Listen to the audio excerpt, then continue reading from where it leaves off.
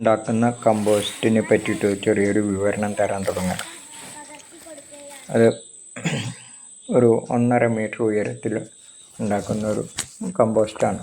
പ്രധാനമായിട്ട് അതിൽ ഉദ്ദേശിക്കുന്നത്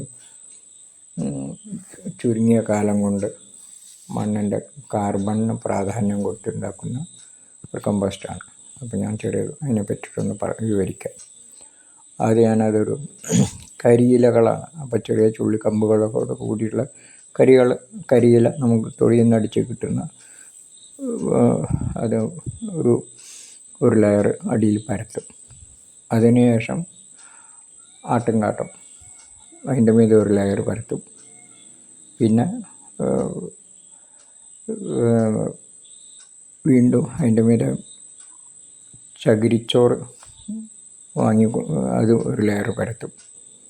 പിന്നെ അതിൻ്റെ മീതെ എൻ്റെ നാടൻ പശുക്കളാണ്, അതിൻ്റെ ചാണകം അതും പരത്തും.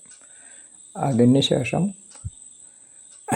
IIHRൻ്റെ ഒരു ആർക്ക കമ്പോസ്റ്റ് ബൂസ്റ്റ് ഒരു ഫംഗസാണ്.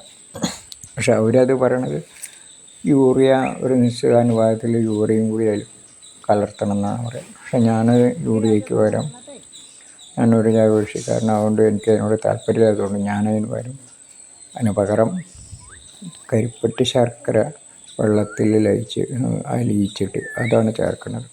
അതങ്ങനെ ചാണകവെള്ളത്തിലോ അല്ലെങ്കിൽ സ്ലറിയിലോ കലക്കി അതാണ് ഈ കമ്പോസ്റ്റിന് വേണ്ട നനവിനുള്ളത് തളിച്ചു കൊടുക്കുന്നത്. അപ്പോൾ വലിയ ബാരലിൽ കലക്കും. അങ്ങനെയാണ് തള്ളി. ഇതാണ് ഒരു സ്റ്റേജിൻ്റെ. അങ്ങനെ 1.5 മീറ്റർ ഉയരം വരെ ഉണ്ടാകുന്ന ഒരു വലിയൊരു ബെഡ് പോലെയുള്ളൊരു രീതിയിലുള്ള ഒരു കമ്പോസ്റ്റാണ് ഉണ്ടാക്കുന്നത്. അപ്പോൾ എന്താ ഒരാഴ്ച കഴിയുമ്പോഴേക്കും ഒരാഴ്ച മുമ്പ് തന്നെ വരാൻ തുടങ്ങും. അതിൽ കൃത്യമായിട്ടുള്ള ചൂട് വന്നിട്ടുണ്ടാവും, നല്ല ചൂടായിട്ടുണ്ടാവും. അങ്ങനെ ഒരു 45 ദിവസം കഴിയുമ്പോഴേക്കും നല്ല കമ്പോസ്റ്റിൻ്റെ നിറം വന്നിട്ടുണ്ടാവും, ആട്ടുംകാട്ടത്തിൻ്റെ ബലം കുറഞ്ഞിട്ടുണ്ടാവും, ചകിരിച്ചോറിൻ്റെ ചുവന്ന നിറം പോയി കറുപ്പായിട്ടുണ്ടാവും. പിന്നെ കരിയിലയുടെ ആകൃതിക്കും ബലത്തിനും വ്യത്യാസം വന്നിട്ടുണ്ടാവും. ആ സമയത്ത് ഞാനിതൊന്ന് മൊത്തം വീണ്ടും ഇതേപോലെ പിന്നെ ഒന്നും കൂട്ടൊന്നുമില്ല. വീണ്ടും നനവ് പോരാന്നുണ്ടെങ്കിൽ എളുപ്പത്തിൻ്റെ കുറവുണ്ടെങ്കിൽ നനച്ചു കൊടുക്കും. ചാണകവെള്ളം തളിച്ച് നനച്ചു കൊടുക്കും. വീണ്ടും ഒരു 45 ദിവസം കഴിയും. ഇങ്ങനെ ഒരു 90 ദിവസം കഴിയുമ്പോഴേക്കും ഒന്നാം തരം കമ്പോസ്റ്റായിട്ടുണ്ടാവും.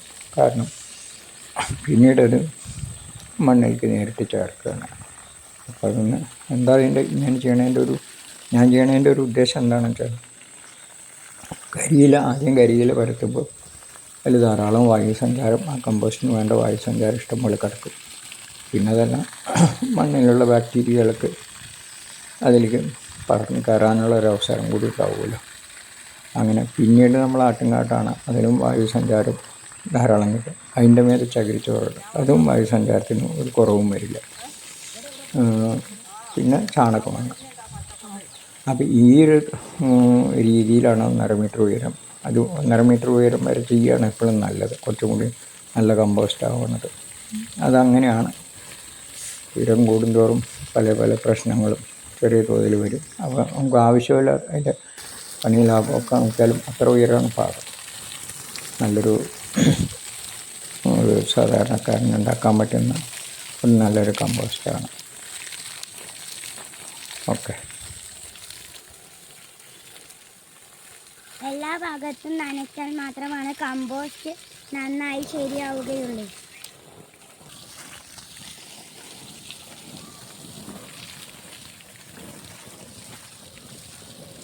25% ഈർപ്പം നിലനിർത്തുവാനാണ് നന്നായി നനയ്ക്കുന്നത്.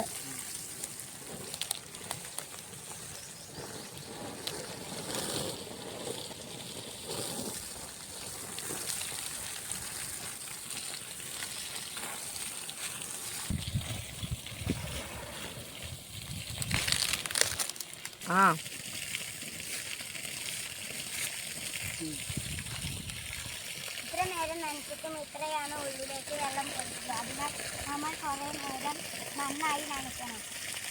നന്നായി നടക്കുകയുള്ളൂ.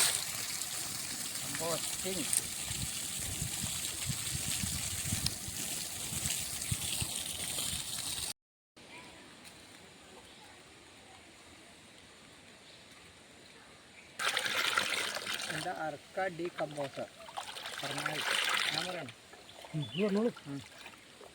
ഇത് അർക്ക ഡീകമ്പോസറാണ് 5000. അപ്പം ഞങ്ങളിത് ഇതൊരു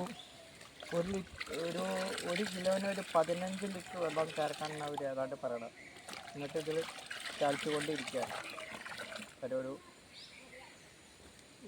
ഒരു 1.5 മാസം കഴിയുമ്പോഴേക്കും അത് തിളച്ചതിന് ശേഷം 1.5 മാസം കഴിഞ്ഞിട്ട് ഒന്നും കൂടി അത് കൂട്ടി കലർത്തിയിട്ട് വീണ്ടും ഒരു 45 ദിവസം, മൊത്തം ഒരു ടോട്ടൽ 90 ദിവസം കഴിയുമ്പോഴേക്കും ഒരുവിധം കമ്പോസ്റ്റ് ആയിട്ടുണ്ടാവും. കൂടുതൽ വിവരഞ്ഞ് അവസാനം ഞാൻ വിസ്തരിച്ച് പറഞ്ഞു തരാം.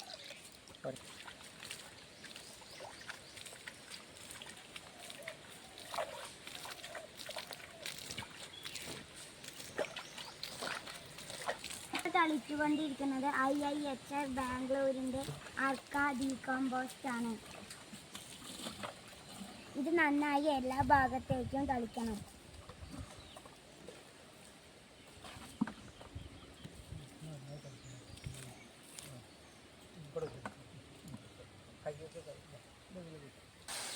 ഇപ്പോൾ ഇടുന്നത് കരിയിലയാണ്. ഇത് നന്നായി എല്ലാ ഭാഗത്തേക്കും പരത്തണം. ഇത് നമ്മൾ അർക്ക ഡീകമ്പോസ്റ്റ് ഒഴിച്ചതിന് മുകളിലാണ് കരിയില വിതറി കൊടുക്കുന്നത്.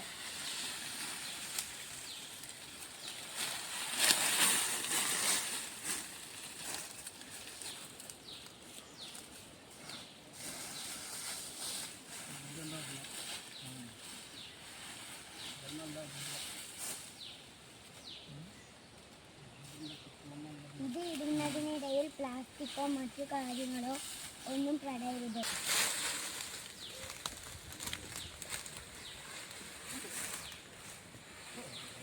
അടുത്ത പ്ലാസ്റ്റിക് മാറ്റി.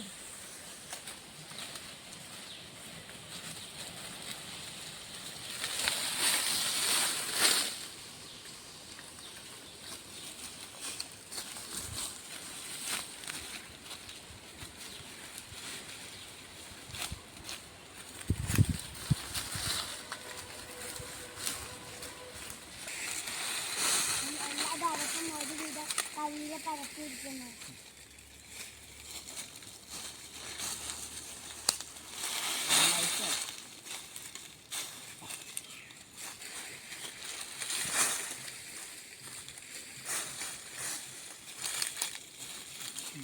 ഉണ്ടല്ലേ